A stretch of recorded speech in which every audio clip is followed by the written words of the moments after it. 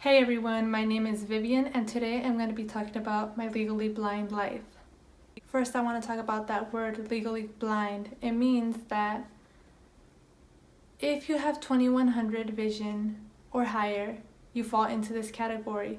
Who came up with this stuff? Well, a couple of government officials gathered around the table and they were like, there's so many people being born right now, but their vision is not good enough to drive, not good enough to read. So where should we place them? Well, we should all just place them in the legally blind category. To us, they are blind. We're just going to portray them like that in the media, or the media is going to portray them like that. Just everyone using canes, wearing glasses, and that's how society is going to run. Just kidding, that is not how it happened. But I could just imagine them just all sitting down and just saying those kind of things. My vision is 2400. So what you can see at 20 feet, what you can see at 400 feet, I could see in 20 feet. But that's just an approximation of, that's what their tests say.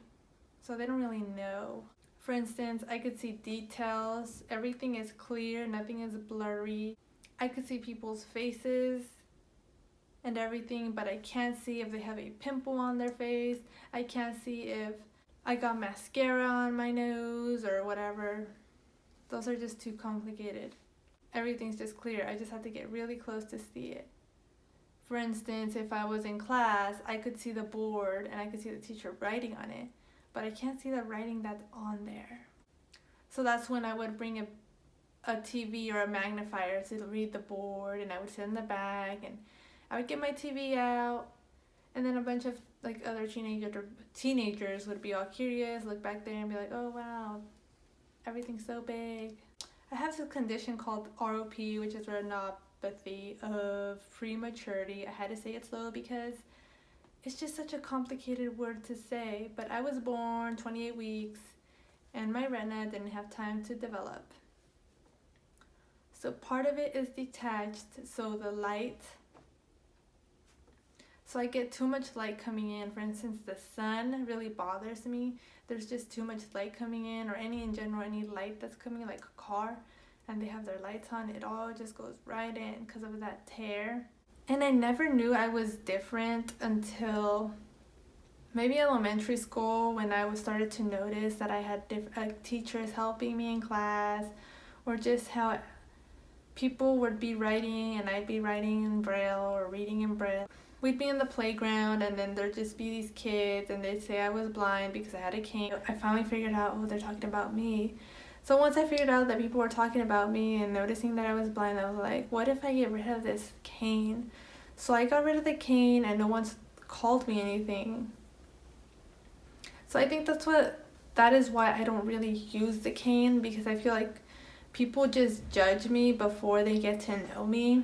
And it's also kind of hard being in the middle. I'm not blind, but I can't fully see.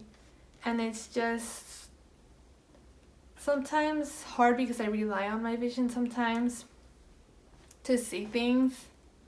And I wonder oh, is my vision playing games, or can I see this or not?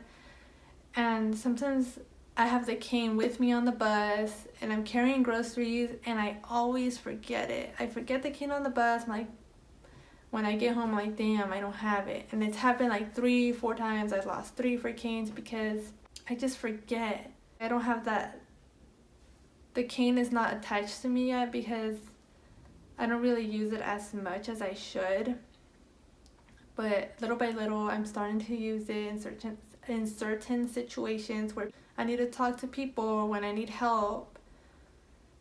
Because if I don't have it, people don't know and they say, oh look, it's over there, and I have to tell them, oh, I can't see, and then they'd be like, oh, I'm sorry. And just the whole I'm sorry part is just, you don't have to say I'm sorry because you didn't even know, because I didn't have my cane. So now I carry it mostly everywhere I go, and sometimes I put it away if I'm familiar with a certain place, if there's no steps. The other frustrating thing in elementary and junior high, I could see people staring at me.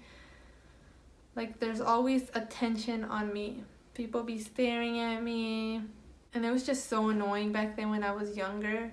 And then people just talk about you in third person and you're like 5 steps away. That is like the most annoying thing in the world.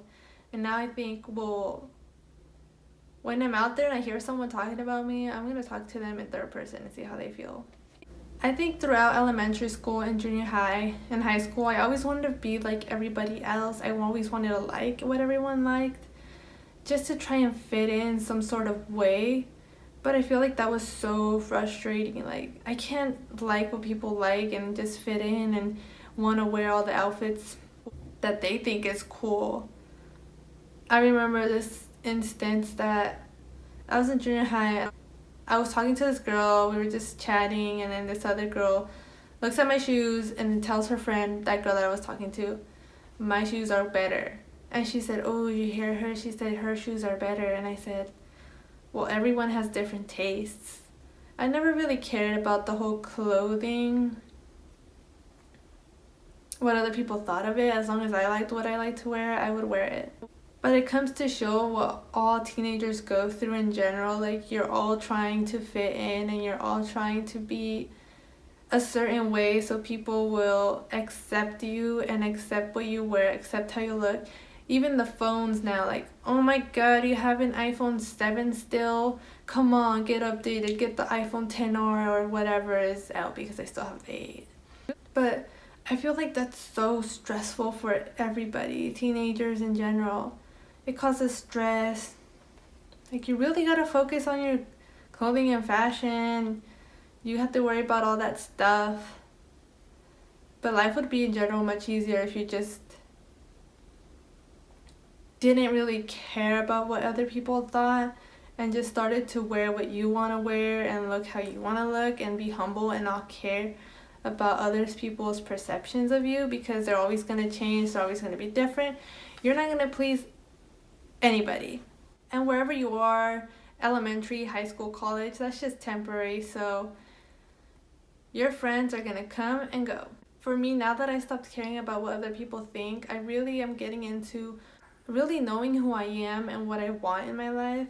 And it's just been so simple of accepting my vision and how it is. Like, I'm not really looking for no cure and trying to fix it, because this is who I am and I've adapted to this part of me. And I'm just not gonna be who other people want me to be so they could feel comfortable and be like, oh yeah, I feel good that you are just like me. No. And I know I kind of went off topic, but it really had to do with my vision and how I was adapting to this whole thing. This is the only video I'm going to be making about this, so I know later in the future, if some people have questions in the comments, I'll just be like, oh, come back to this old video. But I'm always going to be focusing on the positive qualities, because I feel that that is mostly what has shaped me. This whole blind experience has shaped who I am and how I perceive the world, and I'm open to cultures, experiences, foods. I don't judge any other things, and I feel like that's a good quality to bring in. I don't judge people because of what they're wearing or how they look, and I feel like a lot of society does. For instance, if a wealthy person is walking around and another person that is not as wealthy looks at them and they're like, oh, look at them, they don't even give money to charity, or they just waste money because they have to, or I'm not gonna talk to them, they're probably a snob. And wealthy people could probably be like, oh, look at that poor person, he doesn't have no money, I bet you he's uneducated. And like, people in general just have different perceptions of the world. I'm just saying, like, general, that's what I've seen. But I know there's a lot of nice people, there's a lot of nice wealthy people, a lot of nice unwealthy people. There's just so many different types of people, and just talking to a variety of them without judging them, I could hear their story, I could listen to what they got to say. The other good thing is I could rely on my other senses. For instance, I already talked about this whole listening thing and listening to what other people have to say. But in general, I just like to observe and listen, and I pick up on various conversations that are going on the bus, in the restaurant. Like, if I'm bored I don't take out my phone and be like, oh, let's see what's going on Twitter, let's see what's going on Instagram, Snapchat, TikTok, all that stuff. I like to listen to what other people are talking about, but it's more of a curiosity and more like openness versus getting on your phone and immersing yourself into it. I just like to just be in the moment and enjoy the whole whatever is going on. The other thing I've noticed is that I could really pick up on how other people are feeling when I walk into a room. I know a lot of people could do it, but I feel like I focus a lot on that. For instance, if people are mad or whatever, or sad or happy, I could pick up on it. And sometimes when people are not in a good mood, I pick up on it. It makes me feel uncomfortable. You know, when you walk into a room and like you just feel uneasy, you know something happened or something went on. Well, that's how I feel sometimes. Also, another quality that I have is like I'm a human lie detector. You can't lie to me. And it's not because some people are really good liars, like so good you can't even tell by their voice, but there's something about them that I know that they're lying to me. Like some people be like, oh yeah, I went there, and I like, instead of not saying anything, I always like to say, no you didn't, and then I tell them, oh yeah, and then I ask a bunch of questions, and eventually like I can't change their mind, they just want to lie, so I just go along with it. But I've noticed that. And it's these kinds of senses that we all have but don't notice because, well, obviously everyone's so focused on the vision because most of society, 99% of people use their vision for every little thing, and it's just so much to look at. You don't really rely on those other senses to focus on. And another good thing is I can still see the water, the trees, the grass, the animals. I really enjoy all that stuff because it's so beautiful and I like to look at things. Another thing I like is being able to look at all the outfits, new outfits that are coming out, the colors.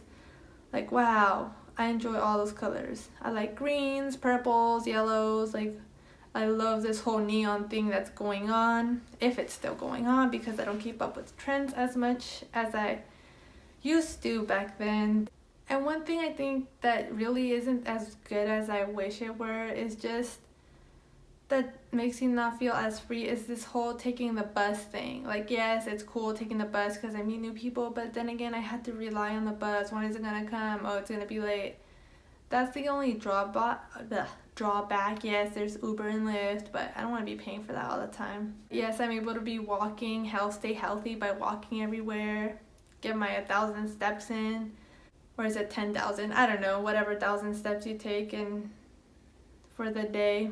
It may not be 20/20 vision, but I still like it. So whenever you're beating yourself up, my advice to you is think of all the good qualities that you have, because everybody has amazing qualities that they have and they could share with the world. And with this, goodbye. Have a nice Friday.